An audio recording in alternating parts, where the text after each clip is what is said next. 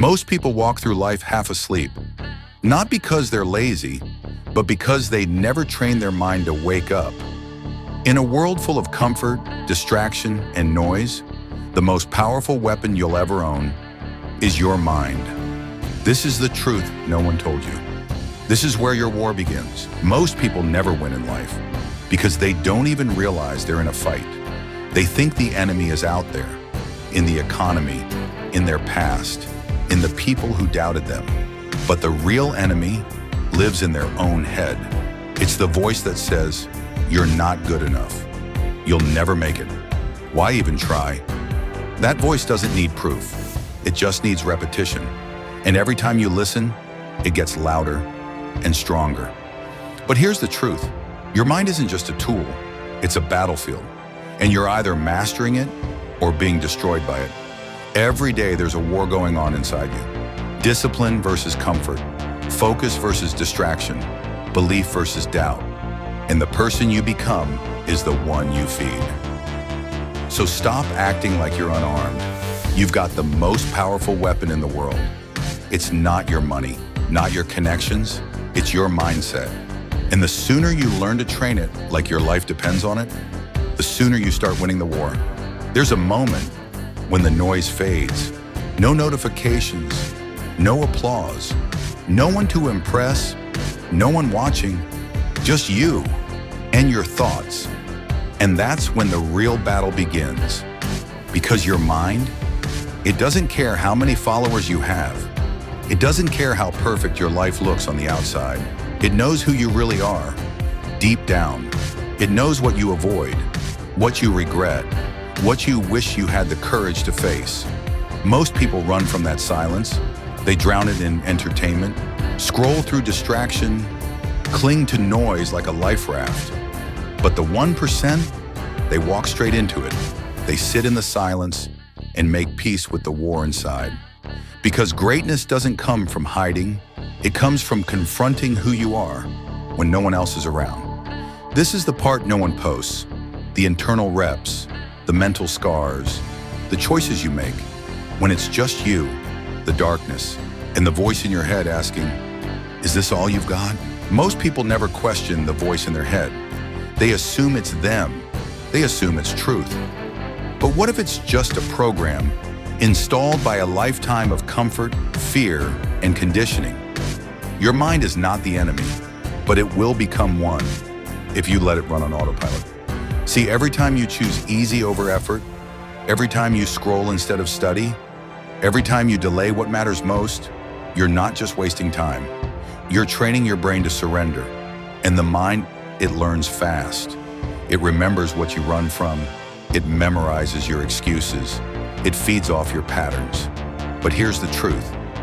Your brain can be forged into a weapon, a tool of precision, clarity, and resilience. But only if you train it. Train it to choose purpose over comfort.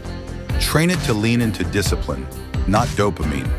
Train it to act, even when every cell in your body wants to wait. Because if you don't take control of your mind, something else will. Comfort will control it, fear will command it, and average will own it. So ask yourself right now, are you training your brain, or is your brain training you to stay the same? You know why most people never change?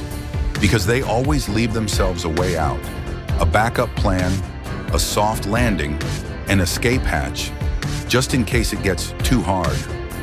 But here's the truth no one wants to admit. As long as escape is an option, commitment isn't real.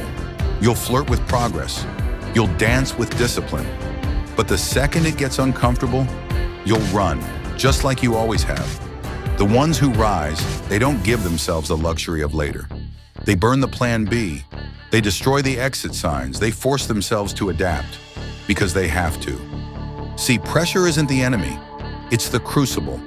And when you have no escape, you evolve. That's when something primal kicks in. You stop negotiating with pain. You stop asking if you feel like it. You just move. You fight.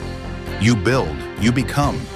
So if you really want to change, lock the door behind you, throw away the key, and give yourself no choice but to win. Because when escape is off the table, your power finally shows up. Most people will tell you, I'm trying, but trying isn't the same as committing. It's not the same as doing, and it sure as hell isn't the same as refusing to quit. I'm trying is a safe word, a shield we hide behind when things get uncomfortable. It sounds noble, but it's often just fear dressed up as effort. The truth? You've been trying just enough to not feel guilty, but not hard enough to actually change. You start the workout, but stop when it burns. You plan the business, but never launch it. You say you want it, but keep showing up like someone who doesn't. That's not trying, that's negotiating. And real growth doesn't happen in negotiation. It happens in obsession. It happens when you decide, this is it. This is who I am now. And there's no going back. You don't get to try your way to greatness. You have to bleed for it.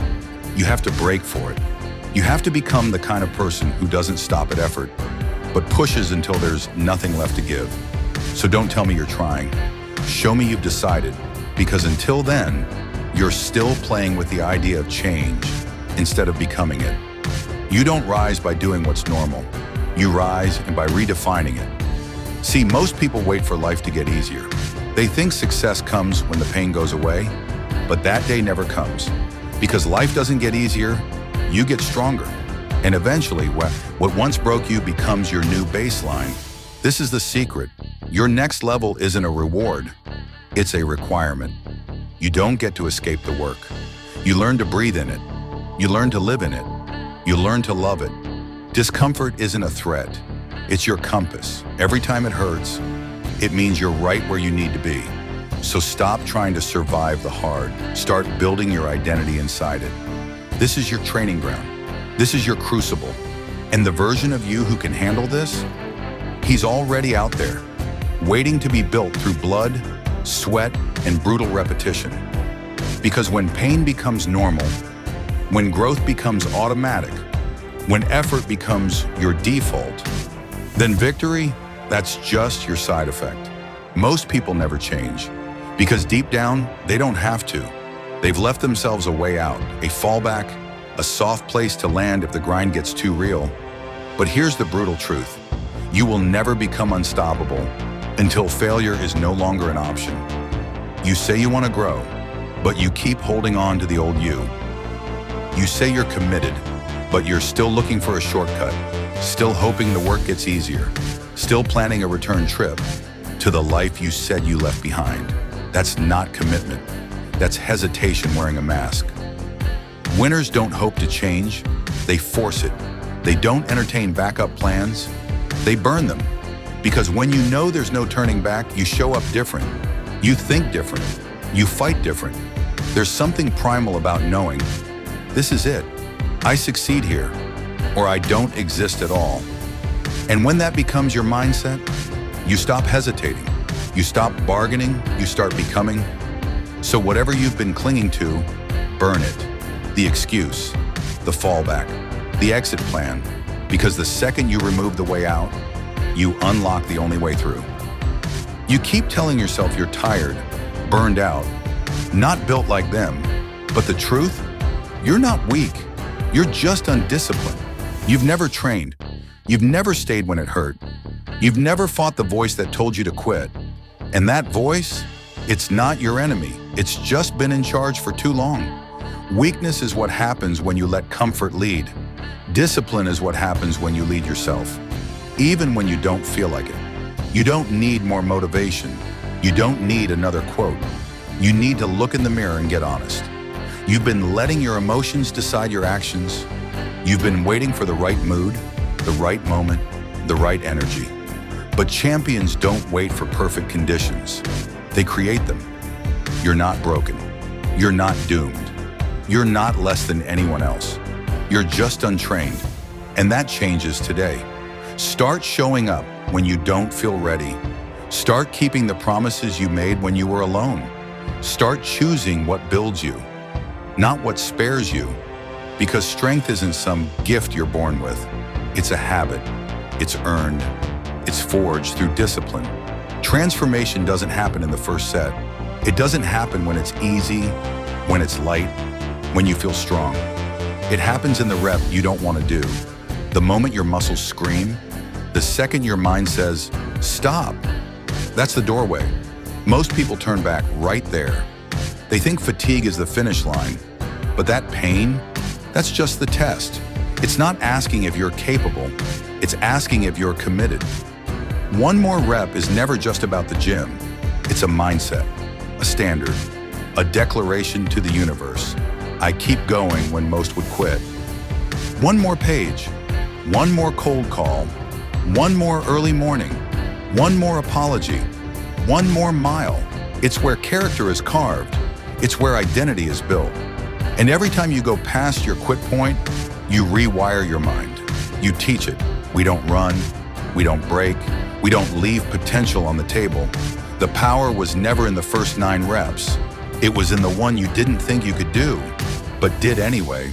So when your body shakes, when your brain begs for mercy, when every reason says enough, you say, one more, and you rise. What if everything you call hard isn't hard? What if it's just unfamiliar, untrained? What if it's only hard because you've told yourself it is? See, most people never evolve because they keep treating difficulty like danger. They flinch, they fold, they retreat the second life starts pushing back. But legends, they lean into it, they use it. To them, pain is not punishment. It's feedback, it's signal, it's the indicator that they're right where they're supposed to be. The truth is, hard is relative. What crushed you last year could be your warm-up today if you refuse to stay the same. You're not supposed to avoid resistance. You're supposed to outgrow it. You redefine hard when you stop seeing challenge as a wall and start using it as a weight. You lift it. You push against it. You adapt to it. And one day, without realizing it, what used to break you becomes your default.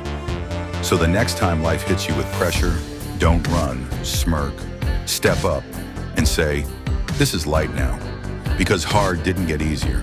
You got stronger. You keep thinking discipline is punishment, like it's something cold, strict, a cage you lock yourself inside. But discipline isn't restriction, it's respect. It's choosing your future self over your current mood. It's waking up early, not because you like it, but because the man you're becoming needs it.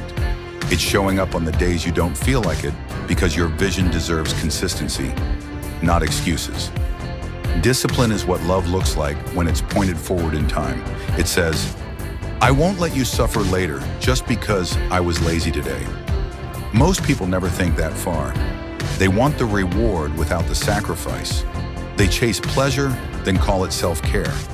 They avoid discomfort and call it peace. But that's not love. That's self-abandonment. The truth? Every act of discipline is a seed planted in the future, a gift to the version of you that's still being built.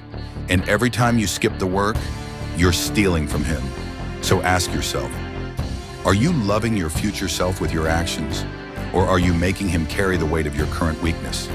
Because one of you will pay, now or later. And the one who chooses to pay now wins. Motivation is fleeting, discipline is forged, but identity, that's what lasts.